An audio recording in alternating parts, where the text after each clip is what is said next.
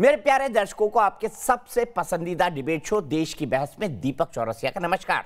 कश्मीर से लेकर कन्याकुमारी से लेकर क्षीर भवानी तक, कोटेश्वर से कामाख्या तक, लक्षद्वीप से लेह तक, जो सबसे बड़ा मुद्दा होता है उसमें हम आपकी राय जानकर चुनते हैं देश की बहस का विषय। बहस की दशा और दिशा भी आपके माध्यम से तय होती है। साथ ही शो में आप और हमारे एक्सपर्ट पैनल मंच को साझा करते हैं और देश में हो रही सबसे बड़ी हलचल पर बेबाकी से अपनी बात रखते हैं। तो आइए शुरू करें देश की बहस माननीय जनता और मेहमानों के साथ। आज आपने देश की बहस का जो मुद्दा तय किया है वो है कुतुब मीनार मंदिर वाली जगह पर किसका अधिकार। इसे 77% लोगों ने वोट देकर देश की बहस का मुद्दा बनाना चाहा है। नए भारत में कब तक मुगलों और दूसरे इस्लामिक शासकों का महिमा मंडन होता रहेगा, इसी पर बहस फिर से तेज हो गई है। दरअसल कुतुब मीनार परिसर की मस्जिद का मामला कोर्ट पहुंचा है। भगवान विष्णु और जैन तीर्थंकर ऋषभ देव के नाम से दाखिल याचिका में कहा गया है कि 27 हिंदू और जैन मंदिरों को तोड़कर गुलाम वंश के शासकों ने कुव्वत उल इस्लाम मस्जिद का निर्माण कराया था, जहां मुस्लिम समाज ने पिछले 800 सालों से नमाज भी अदा नहीं की। याचिका में अदालत से पूजा पाठ की अनुमति मांगी गई है और अगली सुनवाई 24 दिसंबर को है। मगर सवाल कुव्वत उल इस्लाम मस्जिद पर उठ रहे हैं, जिनके दरों दीवारों पर हिंदू और जैन आस्था की निशानियां आज भी मौजूद हैं। ऐसे में सवाल यही है कि उस पर अधिकार किसका है। अब यह कोर्ट को तय करना है। मुगल शासकों और इस्लामिक आक्रांताओं का इतिहास धार्मिक भावनाओं को आहत करने वाला रहा है। इसी कड़ी में अब विश्व धरोहर कुतुब मीनार के एक हिस्से को लेकर मामला अदालत तक पहुंच गया है। याचिकाकर्ता ने दिल्ली की साकेत कोर्ट में गुहार लगाई है कि कुतुब मीनार परिसर में जहां कथित कुव्वत उल इस्लाम मस्जिद है, उसे 27 हिंदू जैन मंदिरों को तोड़कर बनाया गया था। अब वहां पूजा पाठ करने का अधिकार मिले। माननीय उच्चतम न्यायालय ने जो अभी अयोध्या के जजमेंट है उसमें लिखा हुआ है कि जो देवता है वो सदैव चलते रहेंगे, ओमनी प्रेजेंट है, और इसलिए देवता का अस्तित्व अगर टूट फूट भी हो गई तो समाप्त नहीं होता। इसलिए बड़ी लिमिटेड प्रार्थना की है कि इस जगह पर जो हिंदू मंदिर थे पुनः स्थापित किए जाएं और वहां पूजा पाठ का अधिकार दिया जाए। लगभग 825 साल पहले इस परिसर में कभी हिंदू और जैन धर्म के मंदिर थे। संत समाज भी कुतुब मीनार के इस परिसर पर अब सवाल उठा रहे हैं। हमारी मांग है कि उसको मुक्त करके और पुनः वहां पर जो मंदिर बनाए जाए और पूजा का अधिकार स्वतः दिया जाए। जबकि मुस्लिम समाज से जुड़े लोग ठीक उलट बात कह रहे हैं। इन दिनों कुछ शरपसंद अनासिर कोर्ट का दरवाजा खटखटा रहे हैं और वहां पूजा पाठ की इजाज़त तलब कर रहे हैं। मैं समझता हूं कि ये मुल्क के माहौल को खराब करने की एक गहरी साजिश है। हालांकि जाने माने पुरातत्वविद के मोहम्मद मंदिरों के अस्तित्व की बात स्वीकारते हैं। बहुत बड़ा कॉम्प्लेक्स है ये। बाएं हाथ पे इधर मस्जिद है, ये कुतुब मीनार है, और उसके दाएं हाथ पे जो है दो स्तंभ है और वो मंदिर के पूरे अवशेष हैं पूरे के पूरे। यहाँ कुछ दिन पहले तक एक शिलापट्ट भी था जिस पर साफ लिखा था कि हिंदू और जैन मंदिरों को ध्वस्त कर कुव्वत इस्लाम मस्जिद बनाई गई थी, लेकिन फिलहाल ये बोर्ड यहाँ नहीं है। कुछ दिन पहले मैं यहाँ पर आया था और यहाँ पर एक बोर्ड हुआ करता था, और वो बोर्ड क्या था उसकी तस्वीर भी मेरे पास मौजूद है, जिसमें कुव्वत उल इस्लाम मस्जिद का पूरा जो इतिहास था उसका जिक्र किया गया था।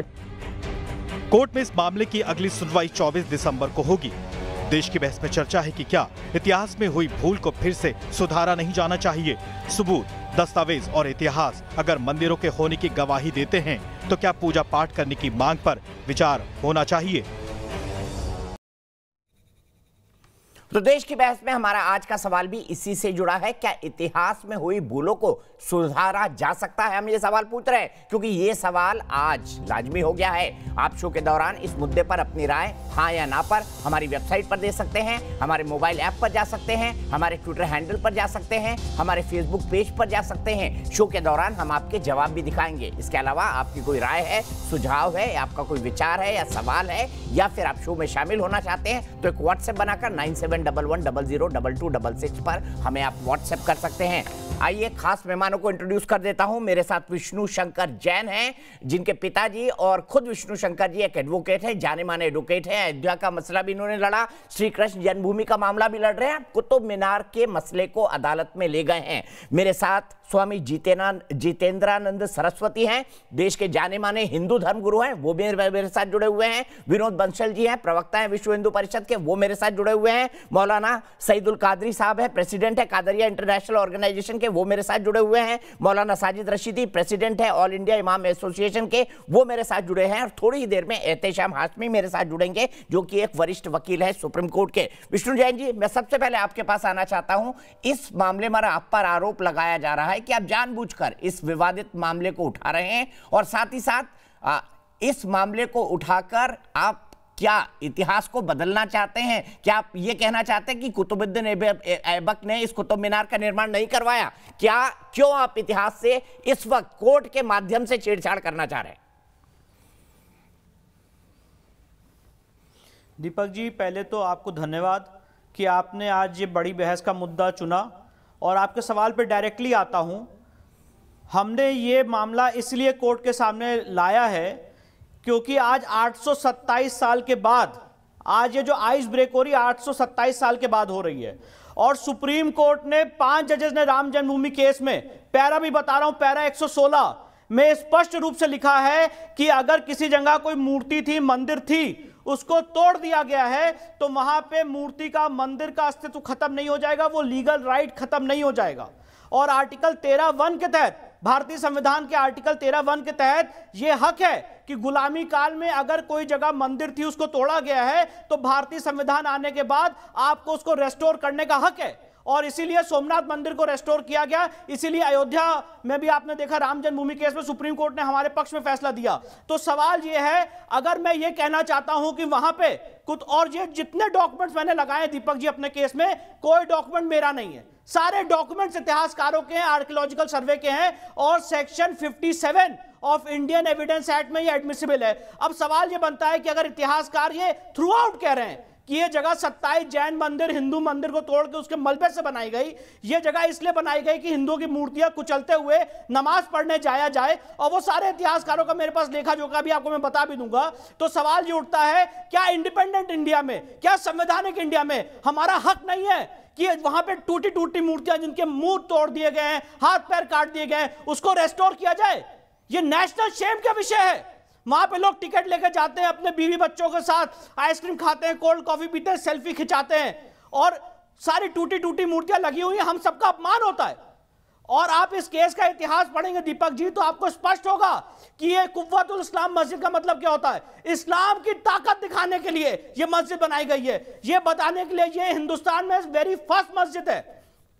जब मोहम्मद गौरी ने पृथ्वीराज चौहान को हराया था 1192 में, उसके बाद ये मस्जिद तामील की थी। और इब्ने बतूता ने लिखा है 14वीं सेंचुरी में, जो उसी का ट्रैवलर था, उसने लिखा है कि यहाँ पे मस्जिद बनाई और यहाँ पे मूर्तियों को कुचल के जाया जाता था। इसके बाद मौलाना हाकिम सैयद अब्दुल है ने कहा है कि ये आइडल वर्शिप के खिलाफ था कुतुबुद्दीन ऐबक। उसके बाद जो कुतुबुद्दीन ऐबक का खुद का क्रॉनिकल है, उसका कोर्ट मास्टर है कुतुबुद्दीन हसन निजाम तजुल मसीर, उसने कहा है कि ये जगह हमने आइडल वर्शिप से मुक्त करा दी, यहां पे कोई पूजा पाठ नहीं होगी। जे.ए. पेज जो आर्कियोलॉजिकल सर्वे के सुपरिटेंडेंट रहे, 1926 में उन्होंने लिखा है कि यहां पे 27 जैन मंदिर थे जो 20 लाख रुपए से एक एक मूर्ति बनाई गई थी, 20 लाख रुपए की कॉस्ट से, और उसको तोड़ दिया गया, ध्वस्त कर दिया गया है। रुस्तम मुंशी ने 1911 में लिखा है कि यह जगह 27 जैन मंदिर, हिंदू मंदिर को तोड़ के उसके मलबे से बनाई गई। अलेक्जेंडर कनिंगम ने 1860 से लेकर आज तक लिखा है कि यह जगह 27 जैन मंदिर, हिंदू मंदिर को तोड़ के उसके मलबे से बनाई गई। Oxford history of Islam John Episto page 399, उसमें लिखा गया है कि इस्लाम की विक्ट्री दिखाता है हिंदुइज्म के ऊपर। तो सवाल ये उठता है कि हम कौन से देश में रह रहे हैं, और अगर ऐसी मांग करते हैं तो आरोप हम पे लगाए जाते हैं, सवाल हमसे पूछे जाते हैं कि हम कम्युनल है, हमारा एजेंडा क्या है। ठीक है, सीधे एहतेशाम जी के पास चलता हूं। एहतेशाम जी, मामला कोर्ट के अंदर विचाराधीन है। कानूनी प्रावधानों ने, विष्णु ने और हरिशंकर जी ने जो अयोध्या केस के भी वकील रहे हैं, उन्होंने मामला दावा किया है। आपका क्या कहना है? क्या आप इसको इतिहास से छेड़छाड़ मानेंगे? क्या आप इसको ये मानेंगे कि ये कम्युनल पिटीशन है, सांप्रदायिक सद्भावना बिगाड़ने के लिए? एहतेशाम जी, उन्होंने तमाम ग्राउंड्स बताए।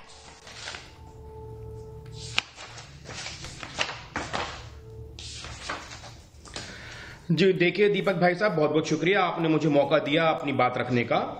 हमारे काबिल मेरे छोटे भाई वकील साहब ने काफी इंप्रेसिव दलील यहां पेश करी है, लेकिन एक चीज मैं अपने छोटे भाई वकील साहब को भी और दीपक भाई साहब आपको भी बताना चाहता हूं कि नाउ मैटर इज सब जुडिस बिफोर कोर्ट।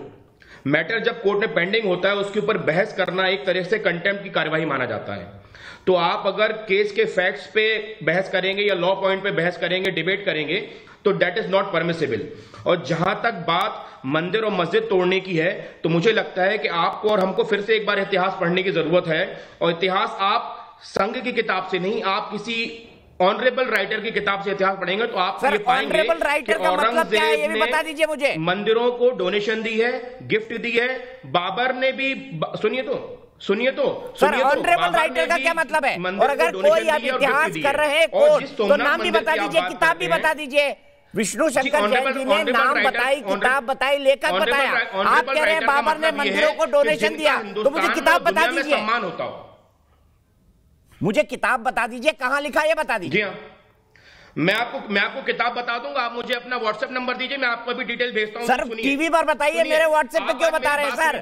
यहाँ खुला खेल फर्रुखाबादी है। इनवाइट किया तो बताइए, आपको पता है सर यहाँ खुला खेल फर्रुखाबादी है। मैं तो चाहता हूँ दर्शक सुने हमारे। इनवाइट किया था हिंदुस्तान में अटैक करने के लिए, बताइए, आपने पढ़ा है? आप राणा सांगा ने जो कि हिंदू रूलर थे, उन्होंने बाबर को इनवाइट किया था इब्राहिम लोधी को हराने के लिए, और फिर बाबर ने और राणा सांगा ने मिलकर सर आप कह रहे हैं बाबर ने मंदिरों को डोनेशन दिए। मैं वो जानना चाहता हूँ, ये इतिहास सबको पता है, ये इतिहास सबको पता है, और इतिहास कैसा लिखा गया ये भी लोगों को पता है। मैं सिर्फ ये जानना चाहता हूँ, आपने कहा बाबर ने, कुतुबुद्दीन ऐबक ने मंदिरों को डोनेशन दिया, कहाँ लिखा है ये बता दीजिए। बाबर नामे में लिखा है क्या? पढ़िए, आप किताब पढ़िए पहले, बता दीजिए ना कौन सी किताब है। सर मैं भी अपना ज्ञान बढ़ा दूंगा। बाबर नामे में कहीं लिखा है, उसमें तो ये लिखा है कि उन्होंने मंदिरों को तोड़ा। मैडम को जानते हैं आप? रोमिला थापर को जानते हैं आप? रोमिला थापर को जानते हैं आप दीपक भाई साहब? रोमिला थापर का नाम सुना है आपने कभी? चलिए, रोमिला थापर विनोद बंसल जी, रोमिला थापर ने लिखा है कि बाबर मंदिरों को डोनेशन देते थे। एहतेशाम जी कोट कर रहे हैं रोमिला थापर को, किस पेज पे लिखा है ये भी बता दीजिए। बिल्कुल लिखा है, पढ़िए आप किताब पढ़िए गूगल पे। सर किताब कौन सी है बता दीजिए ना, हवा में बात कर रहे हैं आप। किताब बताइए ना, पेज बताइए, पेज नंबर बताइए। औरंगजेब ने मंदिरों को डोनेशन दिया है, औरंगजेब ने भी मंदिरों को डोनेशन दिया। विनोद बंसल जी आइए, रोमिला थापर ने लिखा है, पेज नहीं बता पा रहे, किताब नहीं बता पा रहे, करके उसको वहाँ पे मंदिर में रखा हुआ है। मंदिर को दोबारा बनाने के लिए लिखा होगा, मुगल प्रिंस ने देश नहीं मानने को तैयार इस समय। आप देखिए रोमिला थापर के बारे में किसको नहीं पता कि उन्होंने क्या क्या लिखा, और उनके लिखे हुए के कारण आज देश इस परिस्थिति में है, ये सब जानते हैं।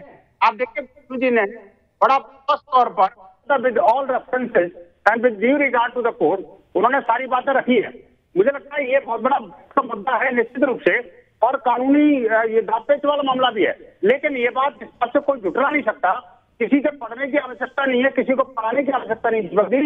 ये जो वहां पर जो शिलालेख लगा हुआ है, उस शिलालेख में साफ साफ लिखा हुआ था कि 23 हिंदू और जैन मंदिरों को तोड़ करके ये मस्जिद बनाई गई थी, और वो जो मूर्तियां हैं आज भी दिख रही हैं।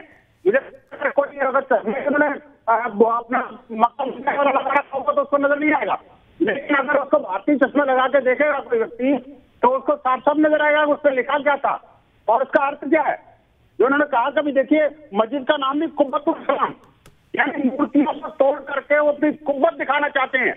ये दिखाना चाहते हैं कि हाँ मूर्तियों को ऊपर से चलाने का हम ही कर सकते, इस काम को दूसरा कोई नहीं कर सकता। ये इस्लाम की दरिंदगी और नीचता को साफ साफ परिचित करता है। विनोद जी मैं आपसे रिक्वेस्ट करूंगा कि प्लीज अपना कनेक्शन थोड़ा ठीक करें। आप कनेक्शन थोड़ा ठीक करें। क्या महेंद्र जैन कैसरवाला इंदौर से जुड़े हुए हैं? मैं उनके पास जाना चाहूंगा अगर वो जुड़े हुए हैं। जितेंद्र आपका ऑडियो थोड़ा डिस्टर्ब आ रहा है। सईदुल कादरी जी भी मेरे साथ है, मौलाना साजिद रशीदी भी मेरे साथ है। विष्णु शंकर जी मैं सीधे जाता हूं, आप आर्गुमेंट दीजिएगा। एहतेशाम जी ने कहा, जितेंद्रानंद सरस्वती जी उन्होंने कहा कि बाबर और औरंगजेब मंदिरों को दान दिया करते थे मंदिरों को फिर से बनवाने के लिए। तो यहाँ पर एहतेशाम जी बुक नहीं बता पा रहे, लेकिन क्या आपने ऐसा कोई इतिहास पढ़ा है? जितेंद्रानंद जी मैं बता दे रहा हूं इनको। यूपी में श्री राम जन्मभूमि वर्सेज बाबरी मस्जिद के केस में लखनऊ बेंच हाई कोर्ट के आदेश में 15 इतिहासकारों का जिक्र किया है जिन्होंने इन मौलानाओं की कृपा से मुस्लिम पर्सनल लॉ बोर्ड के कहने पे रातों रात पुस्तकें लिख के प्रकाशन करा के फर्जी दस्तावेजी सुपूत गढ़ने का आरोप है। उसमें से रोमिला थापर भी है और उसमें से राम शरण शर्मा भी है। इनके बहुत बड़े बड़े नाम हैं ODN झा जैसे लोगों के। तो मैं ये विथ रिकॉर्ड बता रहा हूँ, यूपी हाई कोर्ट के आदेश में इन 15 लोगों को चोर, धूर्त, फर्जी सबूत गढ़ने वाला, इतिहासकार हाई कोर्ट के आदेश में है, मेरे नहीं। दूसरी एक बात ये बता रहे थे, औरंगजेब और बाबर के बारे में चंदा दिया करते थे, और जिस व्यक्ति ने दिल्ली की सड़कों पर उपनिषद पढ़ने के कारण अपने भाई दारा सिकोह को नंगा करके हाथी की पीठ पर बंधवा करके पूरे दिल्ली में टहला दिया, वो व्यक्ति मंदिरों को चंदा देता था, ये बता रहे हैं। दूसरे, जामा मस्जिद की सीढ़ियों से नमाज पढ़ के उतरते समय अलग की बात करने वाले शर्मद को जिसने सूली पर चढ़वा दिया अपने औरंगशाही के लिए, उस औरंगजेब को ये पीर फकीर ठहराने वाले लोगों के पाप के चलते ही इस देश में कह रहे कि इतिहास करेक्ट कौन करेगा। अभी इतिहास करेक्ट करने की बात नहीं है। हम दिल्ली में, हम जैसे लोग काशी से जाते हैं तो औरंगजेब रोड से घुस करके बाबर रोड के रास्ते, अकबर रोड होते हुए जहांगीर रोड, शाहजहां रोड चले जा रहे हैं। हमें समझ में नहीं आता, हम 47 के बाद अंग्रेजों से आज़ाद हुए मुल्क में रह रहे हैं, अथवा धर्म के नाम पर जिन मुसलमानों ने हिंदुस्तान के हिंदुओं के साथ हम दूसरे राष्ट्र हैं यह कह के रहने से इनकार कर दिया, उन मुसलमानों के आक्रांताओं के, इनके पूर्वजों के नाम पर बनी हुई सड़कों के हम चक्कर लगा रहे हैं, तो क्या हम उसी मुगल काल में जी रहे हैं? तो इतिहास को और पॉलिटिक्स को करेक्ट करने की ज़रूरत है। और विष्णु शंकर जैन जी, हरशंकर जैन जी का यह प्रयास स्तुत्य है। और वो पत्थर जो वहाँ लगा था, क्या 47 के बाद लगाया गया था या ASI ने कब लगाया था? क्या 91 के स्पेशल वर्शिप प्रोविजन एक्ट के पहले लगा था या बाद लगा था? और वो हटाया किसने? कौन लोग हैं जो दिल्ली में इस साजिश के खेल में शामिल हैं? इनके खिलाफ FIR क्यों नहीं दर्ज किया जा रहा है? ये कुतुबुद्दीन ऐबक के नाम पे कुतुब मीनार की बात करने वाले लोग अनंत पाल तोमर के बनाए गए कीर्ति चिन्हों को, यश चिन्हों को नष्ट कर रहे हैं। ये लोग कौन हैं जो 27 हिंदू मंदिर, जैन मंदिर। ठीक है महाराज जी, आपकी आवाज रुक रही है। मैं मौलाना कादरी के पास चलता हूँ। आपने अपने तथ्यों को बड़े स्पष्ट तौर पर रखा। स्पष्ट तौर पर एक सवाल मैं मौलाना सईदुल कादरी जी से पूछता हूँ। कादरी जी, क्या आपको जैन साहब की ये मांग सांप्रदायिक लगती है? और वाकई अगर आक्रांता टर्की के थे, टर्की और उसके आसपास के लोग थे, ये मोहम्मद गौरी के गुलाम थे, ये स्लेव डायनेस्टी के कुतुबुद्दीन ऐबक, और यहाँ पर ये बोर्ड लगा था, इसमें भी लिखा था कि 27 मंदिरों को तोड़ के बनाया गया। तो अगर जैन साहब ये मांग कर रहे हैं तो क्या आपको ये सांप्रदायिक लगते हैं? देखिए, आप जो दूसरे पैनलिस्ट हैं उनको बड़ी इत्मीनान से सुन रहे थे, बल्कि आराम कर रहे थे अपने टेबल पे, बिल्कुल। तो मैं उम्मीद सर, आप अच्छा बोलेंगे तो आपके लिए मैं आराम करूंगा, पर तथ्य रखिएगा। देखिए, अभी तकलीफ शुरू मत करिए बस। देखिए, सबसे पहली बात यह है कि जो कुतुब मीनार का जो जिक्र हो रहा है, वो कुतुब मीनार है मस्जिद क़ुव्वतुल इस्लाम का एक मीनार, और जहां से अज़ान देने के लिए उसको इस्तेमाल किया गया।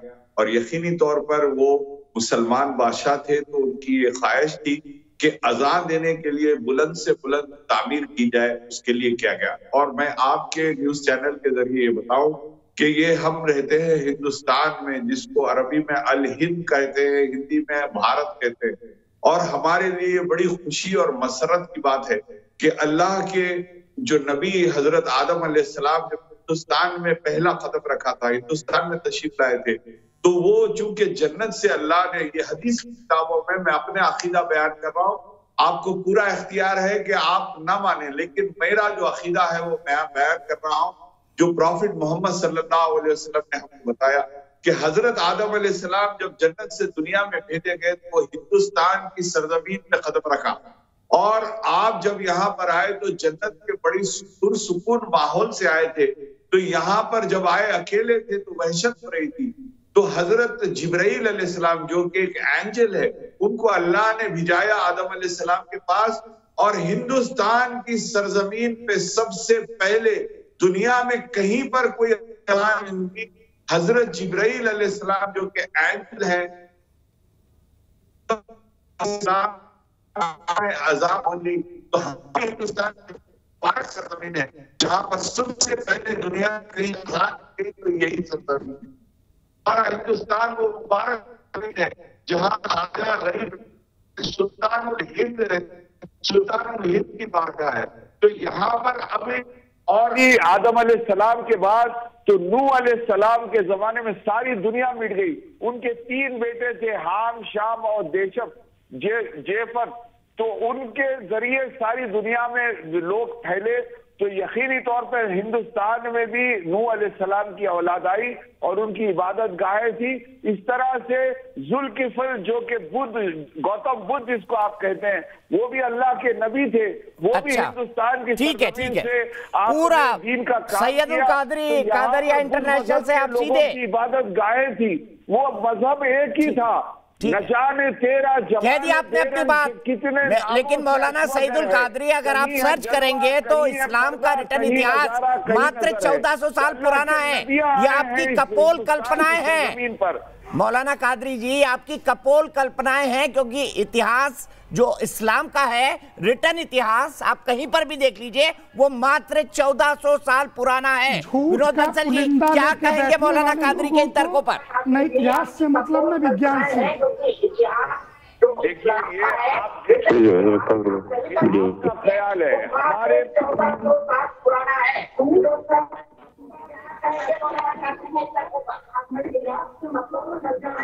क्या हो रहा है भाई? मौलाना कादरी जी, विनोद बंसल जी जवाब दीजिए, क्या आप एग्री करते हैं मौलाना कादरी से? और इस्लाम का रिटर्न इतिहास क्या कहता है, इस पर आपका क्या तर्क है?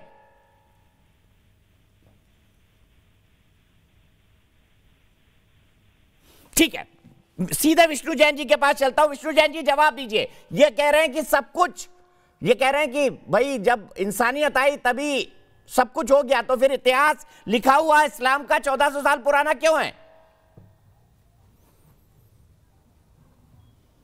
दीपक जी देखिए, आप भी यहाँ पे, मैं भी यहाँ पे हूँ।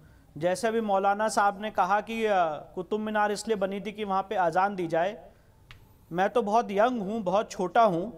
आपको आपके चैनल पे ये मैं आज वाक्य बोल के जा रहा हूँ कि एक दिन ऐसा आएगा कि हिंदुस्तान की अदालत अपनी कलम से वो रेस्टोर करेगी जो आक्रांताओं ने अपनी तलवार से किया था। और वो दिन आएगा जब कुतुब मीनार में हम पूजा करेंगे और साथ में पूजा करेगा पूरा देश। और जो इन्होंने तलवार की नोक पे हमें शर्मिंदा किया था वो रेस्टोर होगा। ये हिंदुस्तान का संविधान हमें इजाजत देता है। और मौलाना साहब अगर ये समझ रहे हैं, मौलाना साहब अगर ये समझ रहे हैं कि तलवार की नोक पे आज की इंडिपेंडेंट इंडिया में हमारा हक ले लेंगे, तो ये नहीं होने देंगे, बिल्कुल नहीं होने देंगे। और दीपक जी एक बात और कहना चाहता हूँ, यहाँ पे मेरे भाई जो है ये बैठे थे, मुझे कंटेम्प्ट ऑफ कोर्ट की दुहाई दे रहे थे।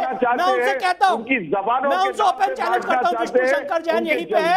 और जब मौलाना कादरी रुक जाइए ना प्लीज, आपको मैंने पूरे 90 सेकंड दिए बोलने के लिए, उसमें भी आपको ऑडियो गड़बड़ा रहा था। कोर्ट के सामने लाएंगे, पब्लिक के सामने लाएंगे।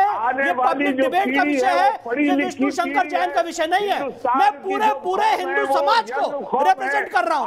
और अगर कोई ये कहेगा कि 27 जैन मंदिर और हिंदू मंदिर को तोड़ के उसके मलबे से मस्जिद बनाएंगे इस्लाम की कुव्वत दिखाने के लिए, तो उसके लिए ये समझ लें कि इस देश में 800 साल के बाद भी लोग अपना सर उठाएंगे और जो तलवार से किया गया था उसको कलम से रेक्टिफाई करेंगे। ठीक है मौलाना Qadri please, Maulana Qadri please बीच में ना बोले। मैं सीधे मौलाना साजिद रशीदी के पास चलूं, उससे पहले महेंद्र जैन कैसरवाला के पास इंदौर चलना चाहता हूं। महेंद्र जैन जी, क्या आप विष्णु शंकर जी की बात से सहमत है? मैं विष्णु जी की बात से बिल्कुल सहमत हूँ। और जैसा कि अभी थोड़ी देर पहले उन्होंने बताया कि मोहम्मद गोरी और औरंगजेब जैसे लोगों ने कुछ गिफ्ट वगैरह दिए हैं, तो हम लोगों ने पूरी दिल्ली वाले और पूरे जैन समाज और हिंदू समाज ये जानता है बहुत अच्छे से कि जो औरंगजेब है, उस औरंगजेब ने ना कि सिर्फ जैन मंदिरों को तोड़ा है, बल्कि हमारा मुख्य मंदिर जो लाल किले के ठीक सामने जो लाल मंदिर कहा जाता है जिसे, उस मंदिर को भी तोड़ने की और वहाँ के हमारे मुख्य प्रमुख हमारे भगवान श्री चंद्र प्रभु भगवान के ऊपर भी कई बार हथौड़े बरसाए हैं और उनको बरोबर तोड़ने की कोशिश करी है। और ऐसा ना सिर्फ दिल्ली में, पूरे भारत में, भारत के बाहर कई जगह जैसे पाकिस्तान और अफगानिस्तान, ऐसी सभी जगह इन लोगों ने हमारे पूरे समाज को नुकसान दिया है, जिसकी भरपाई हम आज तक नहीं कर पा रहे हैं। मोहम्मद गौरी द्वारा हमारे जैन समाज के कई हमारे मुख्य शास्त्र जो हैं, जिनको जलाया गया है, और उनको इस कदर जलाया गया है कि उनकी कई महीनों तक जला करके उनसे होली खेली गई है। ऐसी होली खेली है उन्होंने जला करके, जिसका हम आज तक खामियाजा भुगत रहे हैं। इसलिए ये सब गलत बातें हैं कि उन्होंने कई गिफ्ट दिए हैं, बाबर ने गिफ्ट दिए हैं, किसी ने कुछ नहीं दिया है। जब जब कोई गया है तो उनके और नुकसान ही हुए हैं। बाबर ने भी कई मूर्तियां तोड़ी है, औरंगजेब ने कई मूर्तियां तोड़ी है, और कुतुबुद्दीन में जो ये हमारे 27 मंदिर तोड़े हैं, ये बिल्कुल सत्य कथन है, जिसको हम कई बार कई जगह पढ़ चुके हैं और कई लोगों से सुन चुके हैं और देख चुके हैं। तो ये जो इनकी जो फालतू की बातें हैं, जो ये कह रहे हैं कि हमारे इन्होंने ऐसा किया है, हमारे अजान के लिए बनाया गया है, ये सब फालतू है। ना कि सिर्फ ये दिल्ली का मुद्दा है, पूरे भारत में आप कहीं भी देख सकते हैं, कई जगह इन्होंने ऐसे मंदिर तोड़े हैं जिनका नुकसान पूरा जैन समाज आज भी अभी भी उठा रहा है। ठीक है जैन साहब, आपने बिल्कुल पॉइंटेड बात अपनी कही। मैं सीधे मौलाना साजिद रशीदी के पास चलता हूं। मौलाना जी, मेरा बड़ा सीधा सवाल है, यहां पर तो कोई डिस्प्यूट इसलिए नहीं है कि मंदिरों को तोड़ा गया, क्योंकि एएसआई का जो शिलालेख लिखा था वहां पे रखा हुआ था, उसमें साफ साफ लिखा था कि मंदिरों को तोड़कर यह बनाया गया है। और क्या आप ये प्रमाणित करेंगे कि वहां पर कभी अजान हुई कुव्वतुल इस्लाम मस्जिद में?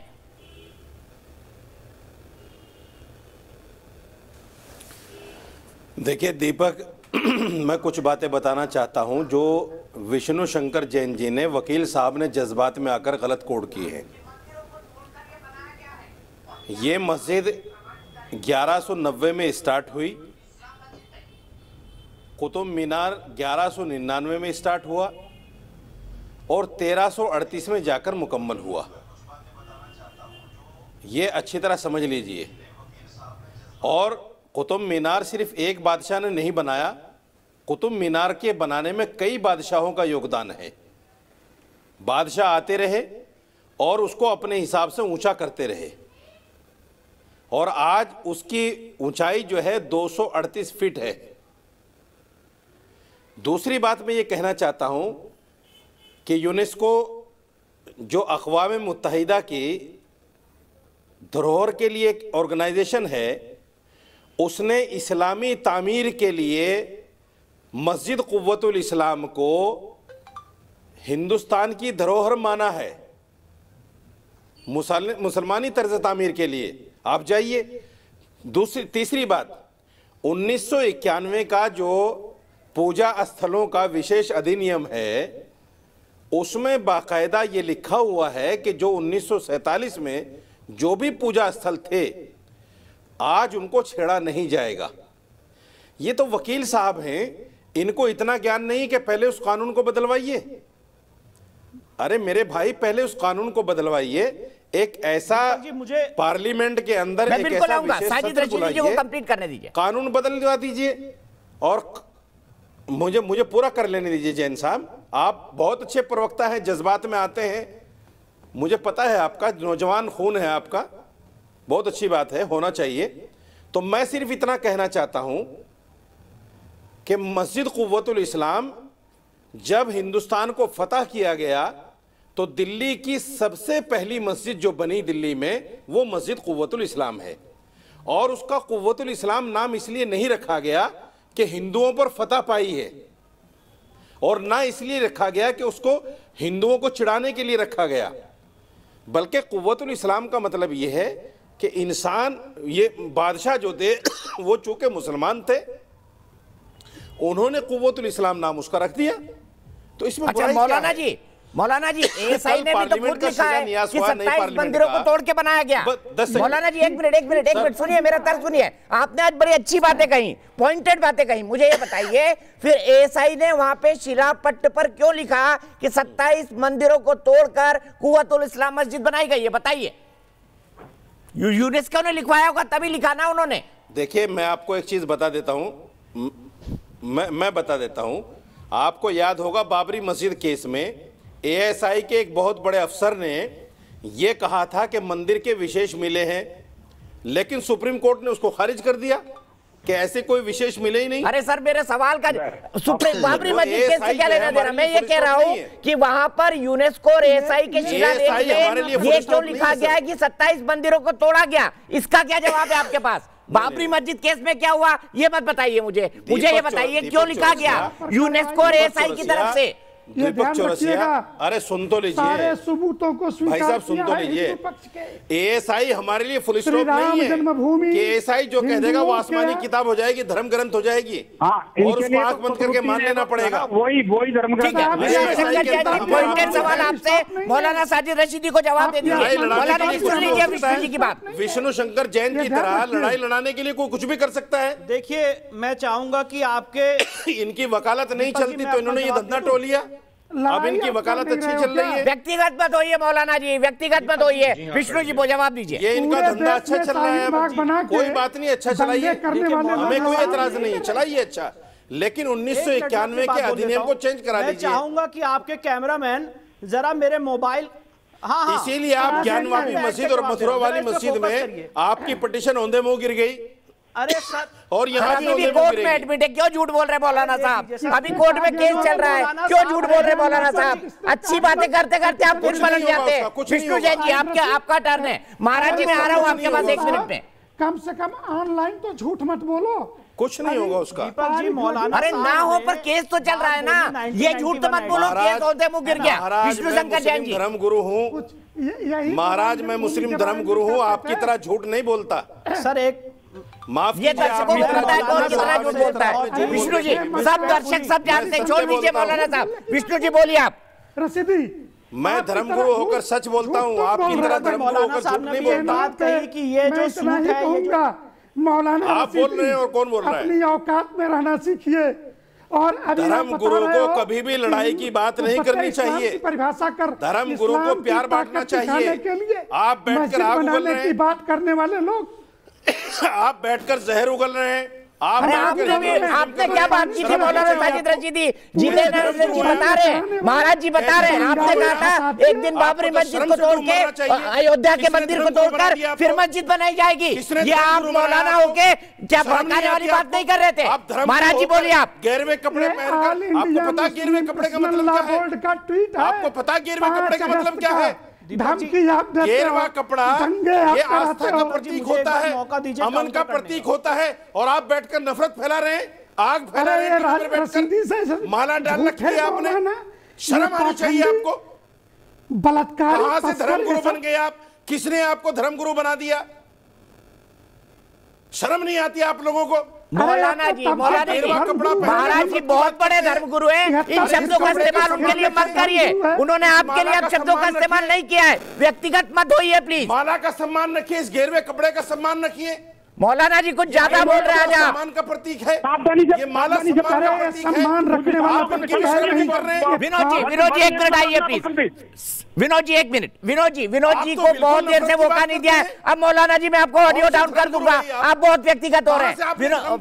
विनोद बंसल जी, देखिए ये दीपक जी देखिए जब लोगों के तर्क मर जाते हैं, डिबेट का जो टॉपिक होता है उससे भागते हुए नजर आते हैं। जब उनके पास नहीं होता कोई लॉजिक, तो वो लॉजिक देने के बजाय इधर उधर की छींटाखटी करते हैं।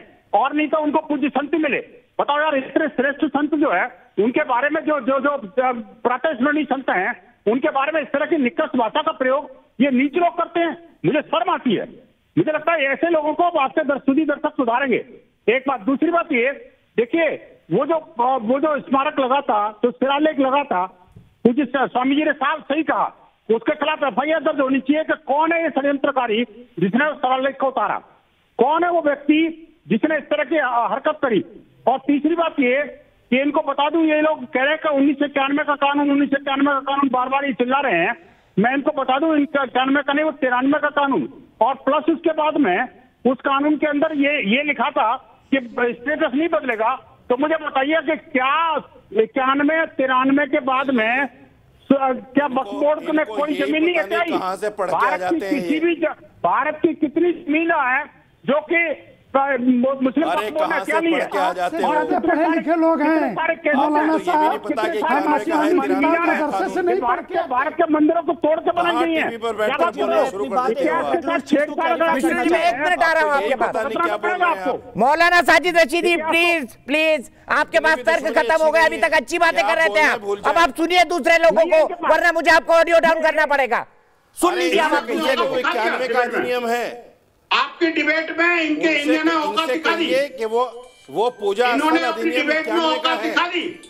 ये मौलाना जो है ना, जिस तरह की बातें कर रहे हैं, जिस तरह की भाषा का प्रयोग कर रहे हैं, मुझे संतों के बारे में जिस तरह की दृष्टता का प्रयोग कर रहे हैं, ये इनकी कलई खुल गई है। ये इनको नहीं पता आखिरकार क्या कानून है और कौन को किसी नेवक था, कौन सी मस्जिद थी, क्या कुतुब मीनार है और किसने बनाया था। अरे छोड़ दो मौलाना, मंदिरों को तोड़ करके मस्जिद बनाई थी नहीं बनाई थी बताइए। पूजा स्थल के बारे में विशेष अधिनियम। ठीक है विनोद जी एक मिनट, विष्णु शंकर जी के लिए कई तथ्य इन्होंने रखे हैं। एक मिनट विनोद जी, आपने अपनी बात कही, मैं उमेश गुप्ता के पास दिल्ली चलता हूँ, उसके बाद विष्णु शंकर जैन और मौलाना साजिद रशीदी जी, प्लीज बड़बड़ाना बंद करिए। देश के लोग तुम्हारे तलवे चाट के ऐसे कानून बनाते होंगे, ये हम समाप्त करा लेंगे। प्लीज ऐसे शब्दों का प्रयोग कम से कम संतों के लिए मत करिए। गेरवे कपड़े का सम्मान कीजिए। सर आप भी अपनी टोपी का सम्मान करिए, आप भी अपने वस्त्रों का सम्मान करिए, आप भी अपने धर्म का सम्मान करिए और किसी के लिए अपशब्द का इस्तेमाल मत करिए। उमेश गुप्ता दिल्ली से मेरे साथ जुड़े हैं। उमेश क्या कहेंगे इस बहस पर?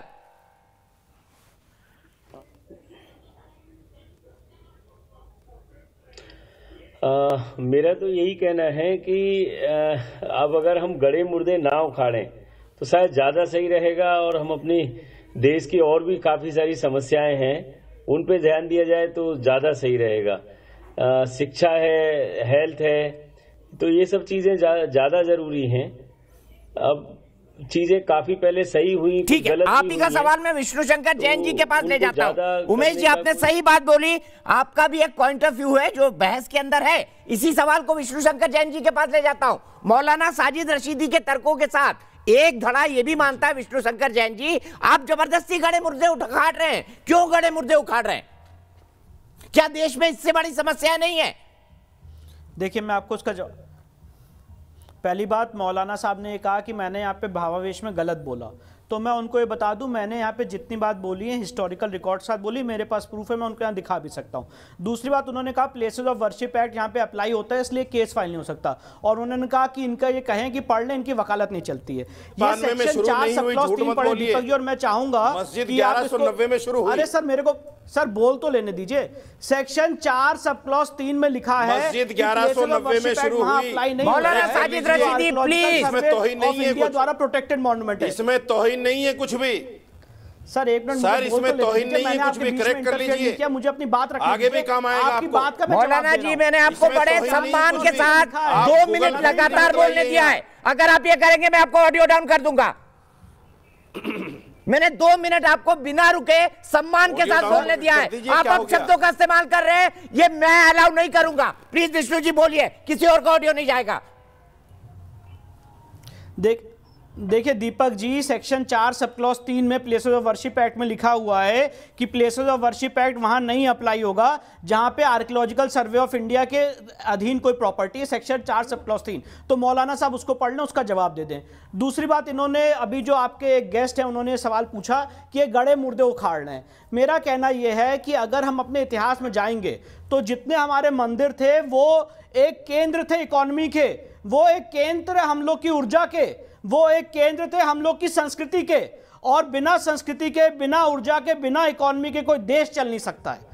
यहां पे गड़े मुर्दे उखाड़ने का विषय नहीं है, ना मुझे कोई शौक है, ना यहां पे जो पिटिशनर है हरिशंकर जैन और रंजना अग्निहोत्री उनको कोई शौक है गड़े मुर्दे उखाड़ने का। यहां पे ये केस इसलिए किया गया है कि जो हम लोग की ऊर्जा के केंद्र थे, जो हम लोग की इकोनॉमी के केंद्र थे, उसको रेस्टोर किया जाए। अगर ताजमहल के अंदर नमाज हो सकती है, दीपक जी, ताजमहल के अंदर नमाज हो सकती है तो उसमें कोई दिक्कत नहीं है, वहां गड़े मुर्दे नहीं उखड़ते हैं। और अगर कुतुब मीनार के अंदर पूजा हो सकती है तो वहां पे सेकुलर फैब्रिक डिस्टर्ब हो जाता है, वहां पे देश का सेकुलरिज्म डिस्टर्ब हो जाता है। तो ये कौन सा यहाँ पे दोगलापन है? और मैं तो अपने राइट्स मांग रहा हूँ भारतीय संविधान के अधीन, मैं तो अपने राइट्स मांग रहा हूँ सुप्रीम कोर्ट के पैरा 116 जो राम जन्मभूमि में केस में दिया गया है उसके अधीन। तो यहाँ पे गड़े मुर्दे उखाड़ने की बात कहां से आती है? आप मुझे बताइए दीपक जी, लाखों लोग कुतुब मीनार और कुतुबुल इस्लाम मस्जिद को रोज देखते हैं और वहां पे रोज टूटी टूटी मूर्तियां देखते हैं। ये क्या नेशनल शेम का विषय नहीं है? ये क्या वो विषय नहीं है कि हमारी आस्था, हमारी अस्मिता, हमारा सम्मान के साथ रोज खिलवाड़ किया जा रहा है, उसका मजाक उड़ाया जा रहा है? जो लोग हिंदुस्तान आते हैं, विदेशी सैलानी आते हैं, वो देखते हैं ये मस्जिद यहाँ पे बनी थी 27 जैन मंदिर और हिंदू मंदिर को तोड़ के। ये कहां का न्याय है? मौलाना कादरी, क्या ये राष्ट्रीय शर्म का विषय नहीं है? हो सकता है मेरी। देखिए, एक आम कहावत है, काम ने सो हज्जाम दिल्ली का सर मुंडाया। हिंदुस्तान के अंदर बहुत सारे मसाइल हैं जिसको हल करने की जरूरत है। ये अपनी वकालत उसके ऊपर करे और इस तमाम चीजों के जो हुकूमत के नाकामियां हैं, आपकी अपनी कम्युनिटी के लिए जो चाहिए हर कम्युनिटी को जाना चाहिए, हर कम्युनिटी के अंदर एजुकेशन आना चाहिए। मौलाना साहब, अगर सुनिए ना, ये मामला तो कोर्ट में है मौलाना साहब, उस पर हम किसी और दिन बहस कर लेंगे। एजुकेशन के लिए अब आपको मसाइल नजर आ रहे हैं। महाराज जी सवाल ये है, उनको ये लगता है कि ऐसा करके विष्णु जैन जी सेक्युलर फैब्रिक को डिस्टर्ब कर रहे हैं। और मैं माफी चाहूंगा मौलाना साजिद रशीदी ने जो आप शब्दों का इस्तेमाल किया, क्योंकि मेरे फोरम पे थे, इसलिए मैं माफी मांगता हूँ। महाराज जी बोलिए। उस जमाने का माहौल ही ये था, मस्जिद भी रहे, मंदिर भी रहे। तो मंदिरों को क्यों तोड़ा सर? मैं यही पूछ रहा हूँ मौलाना रशीदी, 27 मंदिरों को तोड़ के मस्जिद क्यों बनाई? जगह की कमी थी क्या? महाराज जी बोलिए। की बात करने वाले लोग इस देश को धमकी दे रहे हैं या हमें बता रहे हैं? सीएए के नाम पर दिल्ली को बंधक बना के दिल्ली में दंगे करा के 60 लोगों के खिलाफ में आवाज उठाना जमहूरी हक है, जो हत्या हुई, राइट है। शाहीन बाग बनाने वाले लोग किसको धमकी दे रहे हैं? जब किसान भाई जो हमारे एहतजाज कर रहे हैं, लोकतंत्र की याद में, लोकतंत्र की याद में ये दंगे करने वाले लोग क्या बताना चाहते हो भाई? अरे डेमोक्रेटिक कौन सा इस्लामिक देश डेमोक्रेटिक है, जरा बताओ। हिंदुस्तान में डेमोक्रेट का नाटक करने वालों, कौन सा इस्लामिक देश डेमोक्रेटिक है? निकम्मी सरकारें निकम्मी बताने वालों, एक बात ध्यान रखो, मैं यही कह रहा हूं, आप हमें धमकी तो नहीं दे रहे कि सेकुलरिज्म का ताना बाना, और कौन सा सेकुलरिज्म आपने छोड़ा है? 5 अगस्त को जब इस देश का हिंदू भूमि पूजन कर रहा था तो all India Muslim personal law board ने हमें धमकी दी कि मंदिर तो बना लो, हम इसे तोड़ देंगे। ट्विटर अकाउंट से ट्वीट किया है। इसके बाद शर्जील इस्लाम इस देश के टुकड़े करने की बात करता है, कसाब को बिरयानी खिलाने वाले लोगों से लेकर ये साला, मैं पूरी सूची गिना दूंगा इन देशद्रोहियों की, और इनकी धमकी के आगे अब हिंदू समाज, इस देश का राष्ट्रवादी, इस देश का धर्म समाज झुकने वाला नहीं है।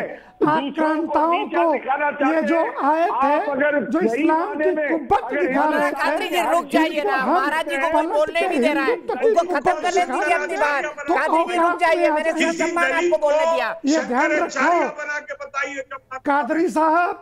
कादरी साहब प्लीज, मैं एक बात बता रहा हूँ, कुब्बते इस्लाम की बात करने वालों, अगर कुब्बते हिंदुत्व हमने दिखा दिया तो ची करते हुए घूमोगे, ये ध्यान रखना। इसलिए धमकी की भाषा नहीं, प्रेम की भाषा में बात करोगे तो मैं धर्माचार्य हूँ, मैं आपको बता रहा हूँ, अगर धमकी दोगे तो धमकी से निचली जाति को एक काम करिए, अन्यथा प्रेम से बैठो, प्रेम से बात करो, तमीज से बात करो, तमीज से रहोगे। मौलाना कादरी, मैं भी आपसे एक रिक्वेस्ट करता हूँ, किसी गरीब मुसलमान को शाही इमाम बना दीजिए जामा मस्जिद का, तब महाराज साहब से सवाल करिएगा। महाराज साहब आप बोलिए। खड़े हो गए महमूद अयाज, कोई बंदा रहा ना कोई बंदा अरे हमारे यहाँ अरे सर, जामा मस्जिद का शाही इमाम जिस दिन आप एक गरीब मुसलमान को बना देंगे, मैं आपकी बात मान लूंगा। महाराज जी बोलिए आप। ये मैं इतना ही कहूंगा इन मौलानाओं से कि प्रिय मेरे मौलाना साहब, आप हिंदुस्तान के नागरिक हैं, हम भी नागरिक हैं। हिंदू मुसलमान के नाते अगर हम बड़े भाई तो आप छोटे भाई, हम इसको स्वीकार, लेकिन धमकी की भाषा में, सेकुलरिज्म की आड़ में आप इस देश को डिस्टर्ब करने की बात करोगे तो आप भी समझ लो, अगर हमने पलटवार किया तो कितना भारी पड़ने वाला है, ये ध्यान रखो। रही बात बख्तियार खिलजी नाम के व्यक्ति ने, महाराज जी आपने अपनी बात कही। मीनाक्षी आचार्य जयपुर, सीधे चलता हूँ। मीनाक्षी आचार्य जी क्या कहेंगी इस बहस पर? विष्णु शंकर जैन जी ने गलत किया या सही किया, आपका क्या टेक है पिटीशन डालकर कोर्ट में? हाँ जी, मैं सिर्फ इतना कहना चाहती हूँ कि पूरे भारतवर्ष में जो ऑलरेडी बने हुए स्ट्रक्चर्स थे, क्या वो सुंदर नहीं थे? क्या वो किसी धर्म विशेष के नहीं थे? क्या उसमें किसी की आस्था नहीं थी? क्या वो यहाँ के पॉपुलेशन नहीं थी? यहाँ की जनता, आम जनता नहीं थी? क्या कारण रहा है कि जो मुगल शासक अपने आप को इतना गौरवान्वित करते हैं, इतना अपने आप को महान बनाते हैं, तो महान बनने के लिए क्या किसी को तोड़ा जाता है? किसी धर्म विशेष के जो मंदिर है उनको तोड़ा जाता है? और उसी आप ये मानिए कि उसी मंदिर के जितने भी माल था, पूरा जो मलबा था, उसी से उन्होंने अपने मस्जिदें बनाई। ऐसा क्यों किया उन्होंने? क्या उनके पास कोई आर्किटेक्चर अच्छे नहीं थे, या उनके पास जगह की कमी थी, या उनके पास कला नहीं थी? क्या नहीं था उनके पास में जो उन्होंने मंदिरों को ही तोड़कर उसके ऊपर मस्जिदों को बनाया? ऐसा क्या था उनके धर्म विशेष में? मीनाक्षी जी आप रुकिए, मैं आपके इसी सवाल को बहस में शामिल करता हूं। सीधे जवाब देंगे एहतेशाम हाशमी जी। मीनाक्षी जी को बहस में शामिल रखिए प्लीज। एहतेशाम जी, सीधा सवाल है उनका।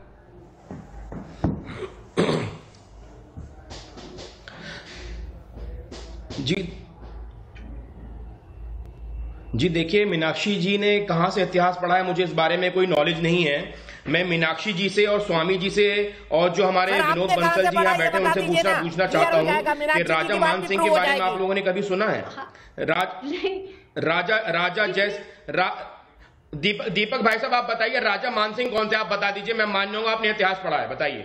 सर मैं गूगल नहीं पढ़ता, राजा मान सिंह कौन थे बताइए? आप गूगल देख देख के नाम निकाल रहे हैं। कौन थे दीपक भाई साहब बताइए ना, देशवासियों को। और राजा जयसिंह कौन थे बताइए? नाम निकाल रहे हैं। एहतेशाम जी कच्चे वकील हैं आप। मीनाक्षी जी बोलिए।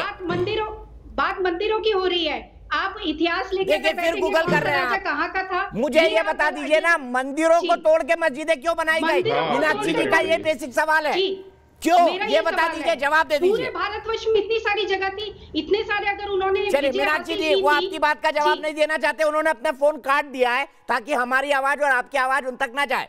ब्रेक के लिए रुकना है हमको जी, ठीक है। ब्रेक के बाद फिर आते हैं, मीनाक्षी जी को बनाए रखते हैं।